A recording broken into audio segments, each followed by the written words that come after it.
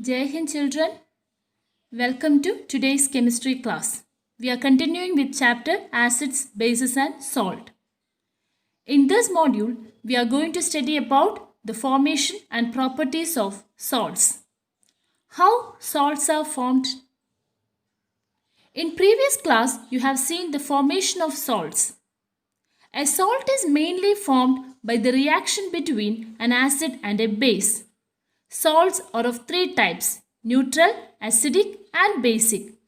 A neutral salt is formed by a strong acid and a strong base, whereas an acidic salt is formed by a strong acid and a weak base. A basic salt is formed by a weak acid and a strong base. So depending on this, the salts can have different pH values.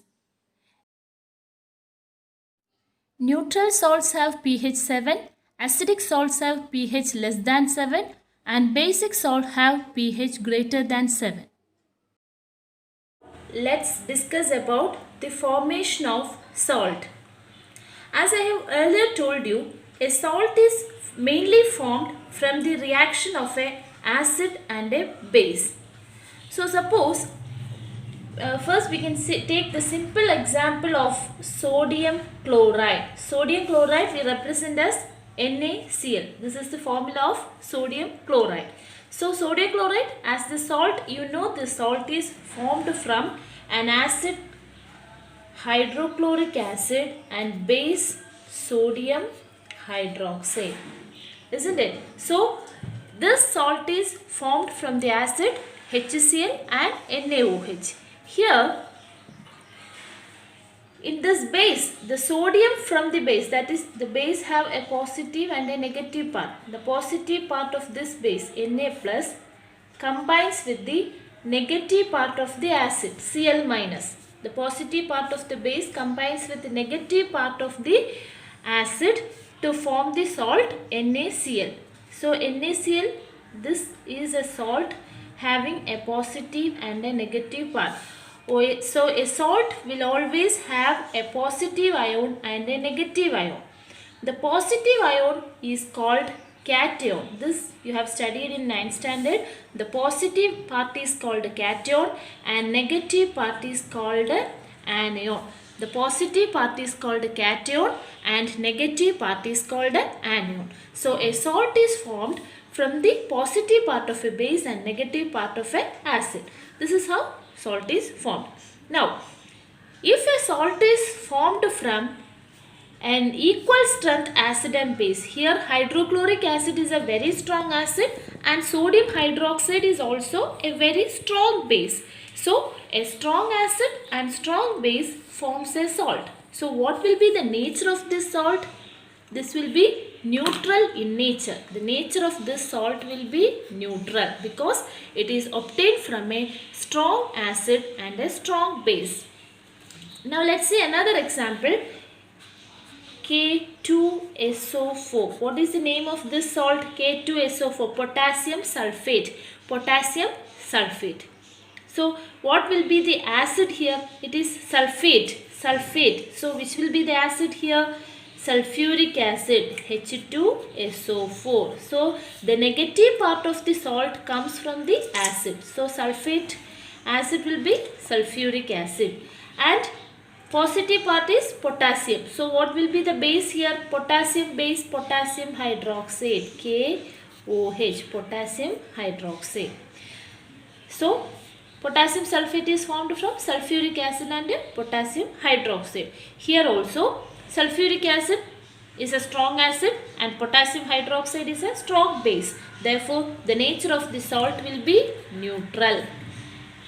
Now another example, ammonium nitrate, NH4NO3, ammonium nitrate. Here nitrate, for what acid this nitrate will come?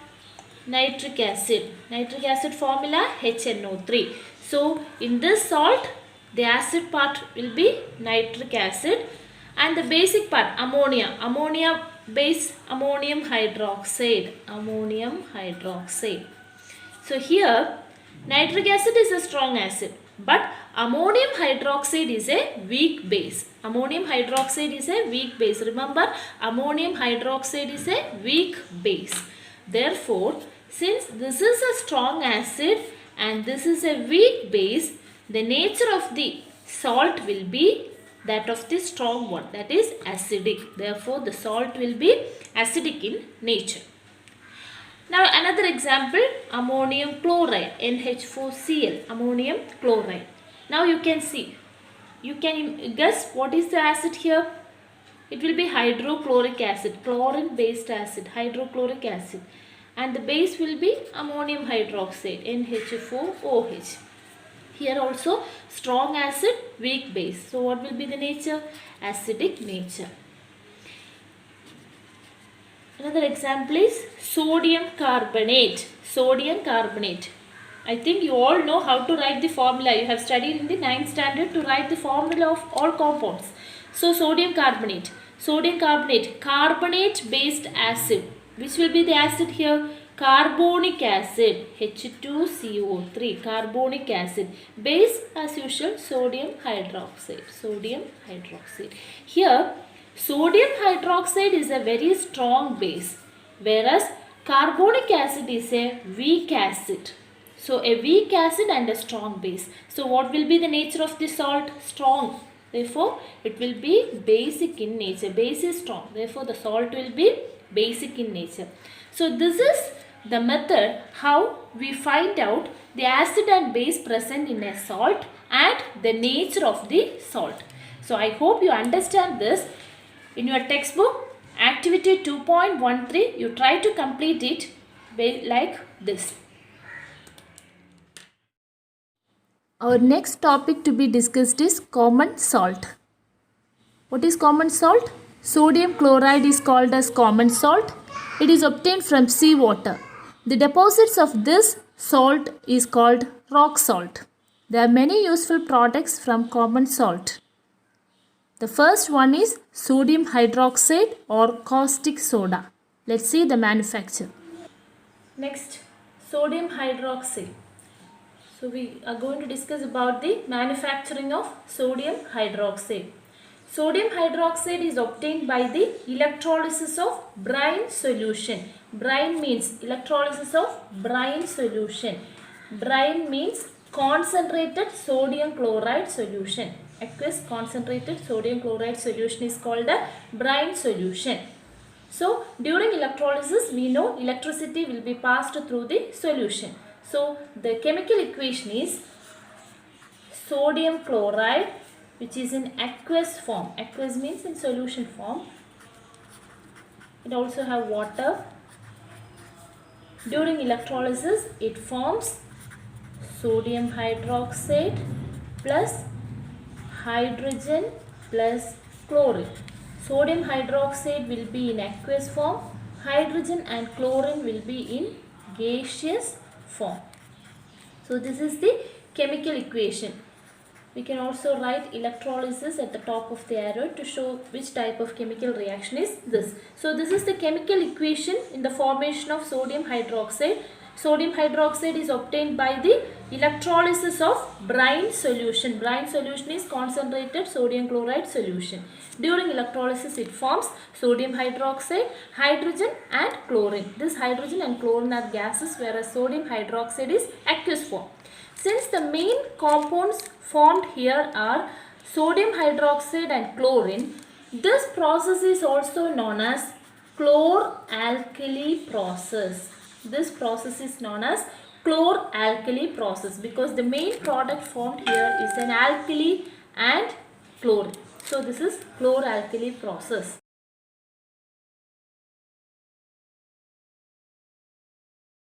Now we shall study about another important compound, bleaching powder. Bleaching powder is chemically calcium oxychloride. Let's see how it's prepared. Bleaching powder is obtained by passing chlorine gas through dry slaked lime. Slaked lime, the formula is calcium hydroxide. This is slaked lime. Slaked lime, chlorine combines with slaked lime to form calcium oxychloride plus calcium oxychloride plus water. This calcium oxychloride is called a bleaching powder. So bleaching powder is obtained by passing chlorine through dry slacked lime. This dry slacked lime is very important. So bleaching powder is obtained by passing chlorine gas through dry slacked lime. The products obtained are calcium oxychloride, that is called bleaching powder, and water. Now we can see the uses of bleaching powder. It is used for bleaching fabrics in textile industry, for bleaching wood pulp in paper industry, used as an oxidizing agent, and for disinfecting water.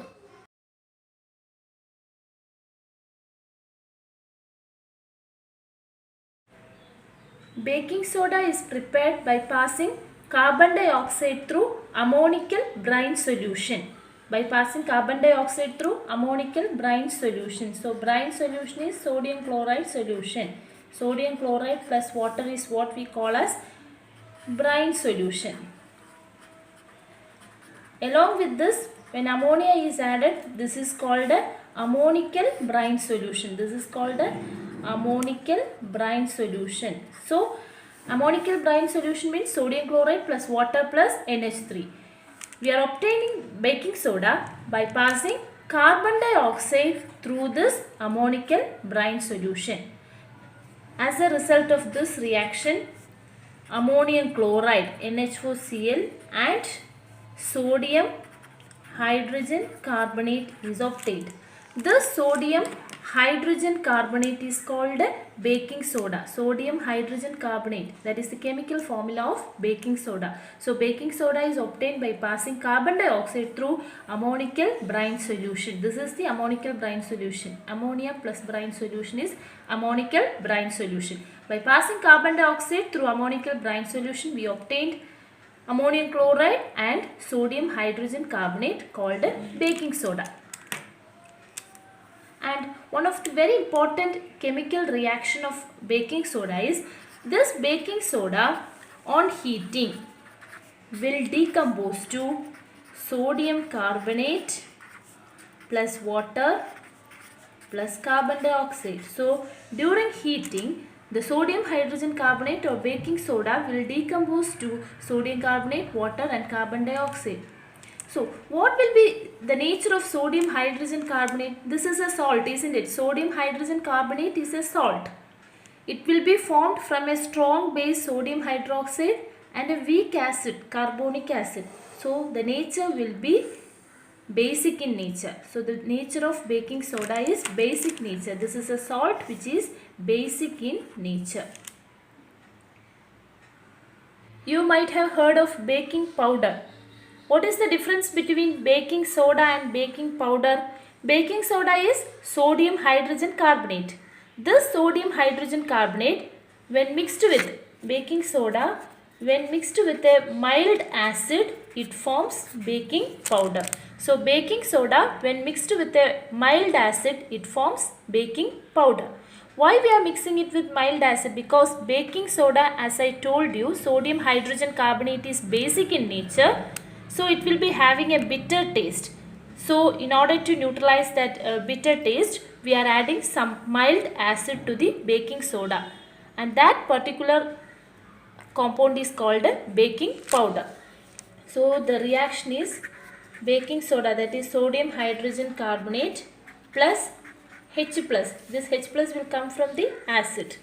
Will give carbon dioxide plus water plus sodium salt of acid. Okay, understand? So baking powder is a mixture of baking soda and a mild acid. As a result, it forms the following compounds. Uses of baking soda.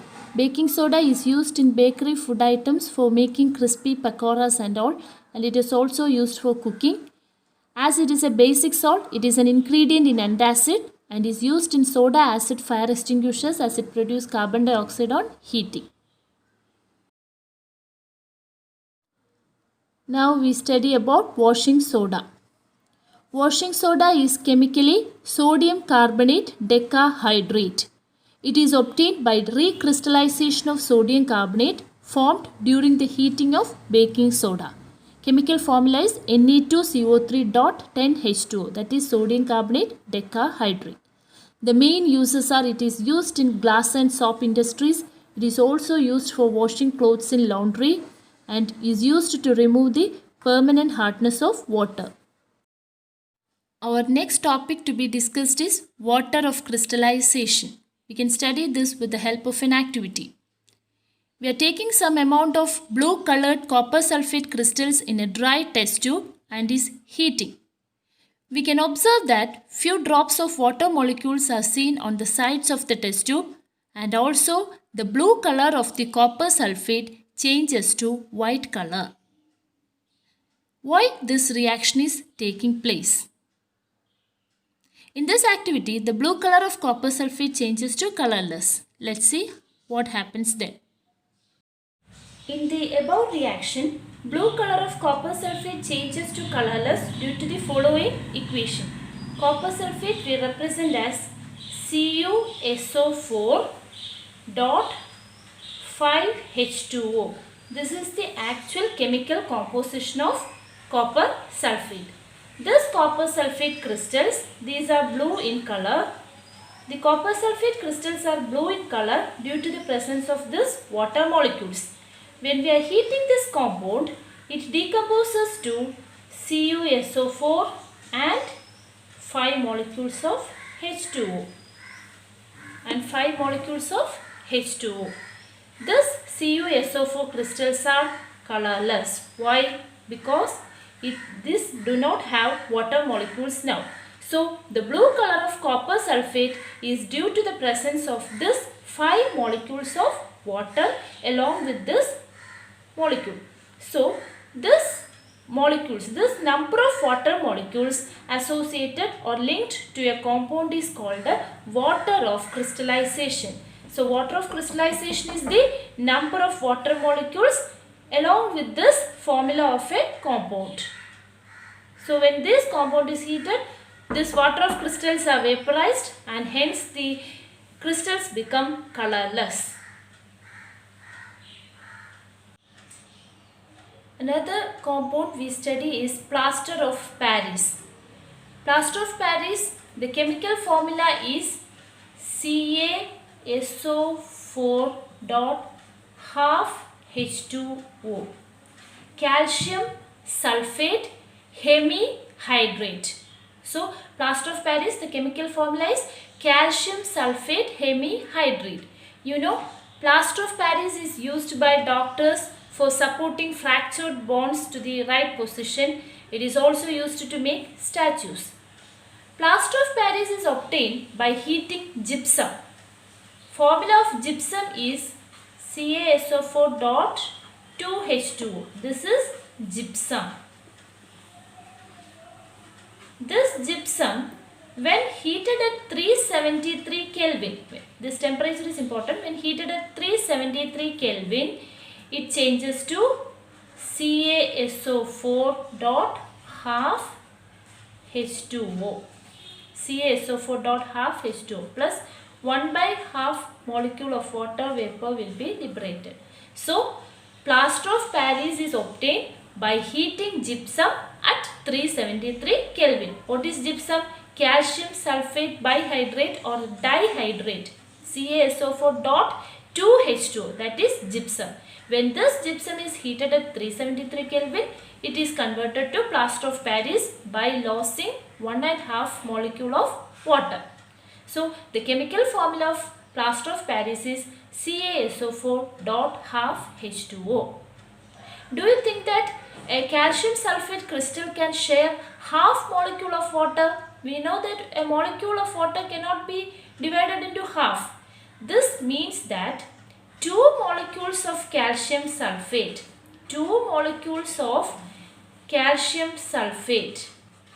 share 1 molecule of water. So, this is the actual formula. 2 calcium sulfate molecules share 1 molecule of water. Therefore, for each calcium sulfate, we can write CaSO4 dot half H2O. Understand? Plaster of Paris is a white colored powder. It, when mixed with water, changes back to gypsum and it sets into a hard solid mass. With this, we came to the end of this chapter. Do all the in-text questions given at page number 33, 34 and 35. Study well. Thank you.